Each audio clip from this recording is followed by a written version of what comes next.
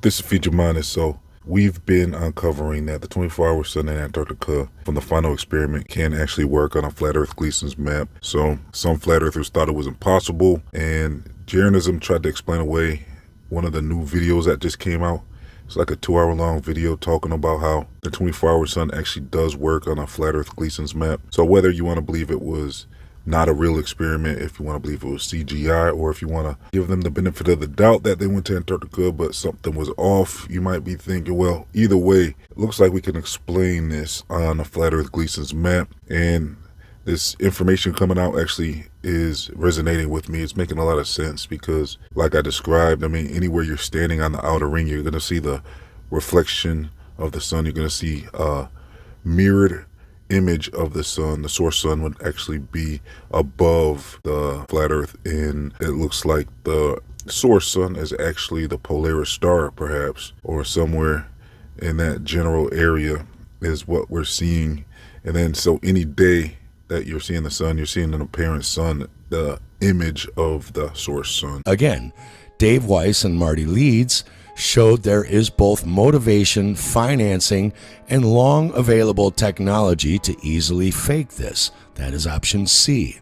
There is option D, that he really did see an apparent cold circling ball of light spinning around his head that the mystery schools, ancients, and Freemasons call an apparent sun or the second sun, which can happen in certain locations when acoustic waves from the source sun way up high in the toroidal field, remember light is just sound vibrations collapsing the ether, which then sends vibrations bouncing down in 3D around the parabolic toroidal field, and they meet at certain sweet spots, creating the other end of those vibrational waves as a visible apparent cold light. This is no different than TV, radio, and satellite dishes work when they use parabolic reflection.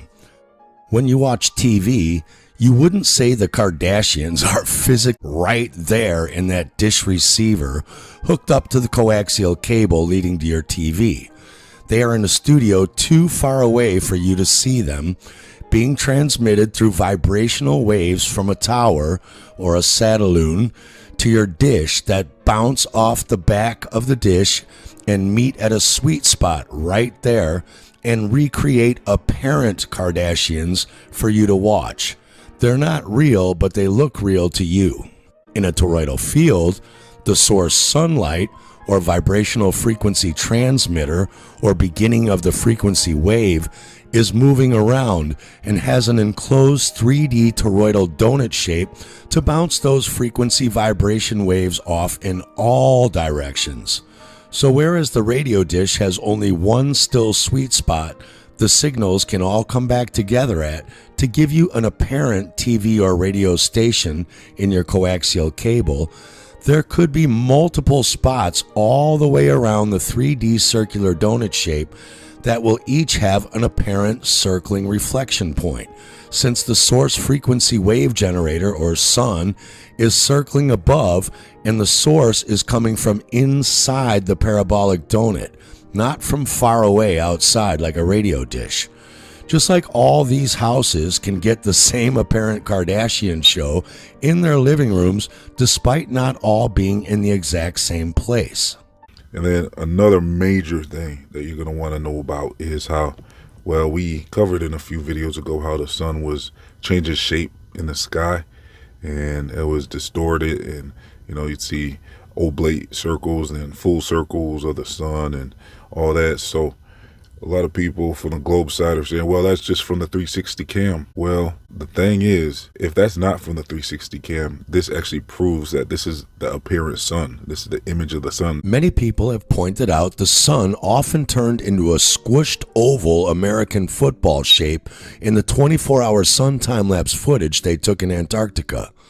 Obviously, that can't happen to a giant Jesuit space fireball 93 million miles away, so they are stuck trying to physically explain it away as some kind of camera distortion or digital rendering problem because their brains can't think metaphysically that it may be distortions in the apparent sun wave since the source sun above is moving.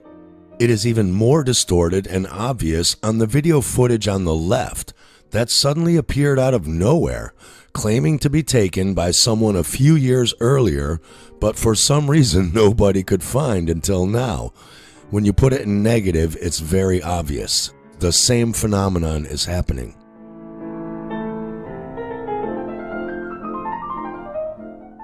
And because neither of their Jesuit Newtonian materialism models can account for a giant space fireball suddenly squishing into a blob 2 or 2.5 times wider than it normally is, they have no choice but to fall back into either or logical fallacy thinking.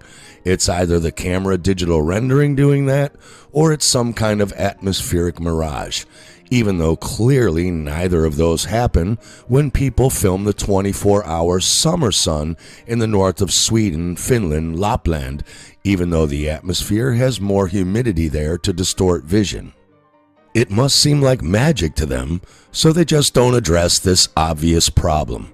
Do you see a giant squishy blob in the northern summer 24-hour sun? And is that why they're not releasing the sun filter footage? Because weren't they supposed to have sun filter footage as well? Here's what we're going to have to do is actually go down there probably every year and see if the sun is actually changing shape like that in the sky or not. Because that's the new theory, is that the sun was actually changing shape like that. And that proves this was the image of the sun. This was an apparent sun being the mirror reflection of the actual sun in the North Polaris, which is most likely the North Polaris being the source sun. And so that's why you're seeing the sun changing shape in the sky. And the reason why it's doing the reverse is, like I said, it's a mirrored reflection. So yeah, all this information is showing us that you can explain the 24-hour sun in Antarctica on a flat Earth Gleason's map. And with the information about these bases being off and the globe software not being accurate for these Antarctic bases, now we got this new information coming out from this flat earther who went over a lot of the Antarctic bases, just like I presented in a video about a year ago. I showed you how you can look at the security cam footage capturing the sunsets around all of the different Antarctic bases, and as you track them, you're finding that there is some strange things going on where some Antarctic bases are actually having a sunset, and when you track the movements, you can kind of coordinate that with the time zones and figure out what's really going on in Antarctica. And so this new information came out where, so the security cam footage is capturing when the sunsets happen, and he's discovering that there's big discrepancies in what is documented in their data as far as when the sun is supposed to set versus what is actually happening in the security cam footage. So what he's discovering is there's some discrepancies off by as much as 15 days. And that's dramatic because with the globe Earth and with the globe software that Jeranism is using, you're supposed to have accuracy, and it's supposed to be actually perfect, because if it's not perfect, then you're throwing off time itself. So it's important that the information that's documented when you're supposed to have a 24-hour sun, what bases don't get the 24-hour sun, what bases do, and what time it starts, what time it ends, what days and months all this begins and stops and starts, all that's supposed to be documented. So according to this new information coming out, it looks like a lot of that information is off, and sometimes, like I said, by as much as half a month, which would not work on a globe Earth. So this is proving the globe Earth to be wrong, just like we've thought this whole time. So as we get more eyes looking at this information, because the guy who made the documentary actually leaves a lot of information at the end of the video on what to look for and how to look it up and figure it out. So as we get more people and we get the hive mind on this, we're going to be figuring out what's going on with these Antarctic bases and why are some of the time zones way off. And so Jeranism, like I said, tried to tackle this, and he was very off, because it looks like he didn't even watch the video. The way he responded was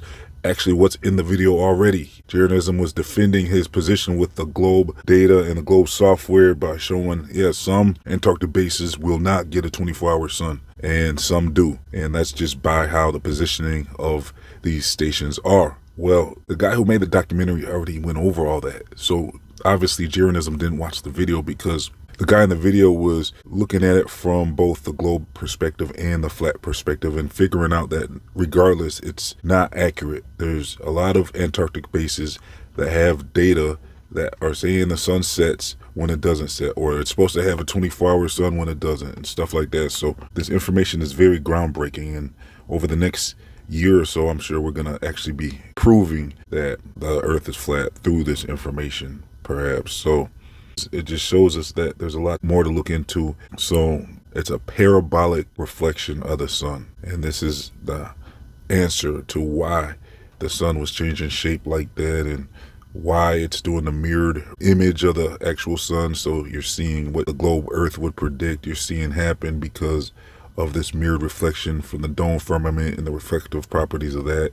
So this is all the information that we're figuring out and we're looking into. So as this information continues to develop, I believe we're going to be proving the flat earth very soon. It should be sooner than later. The more people that get on this information and start looking into it, we get the hive mind on this is going to really start unfolding very quickly. And maybe we'll end up getting an apology from Jeranism once we get all our data together and we prove all of these claims that we've discussed in this video. So let's get that going as soon as possible. I believe we can do this within a year, get all the information needed to prove what we're claiming about the 24-hour sun.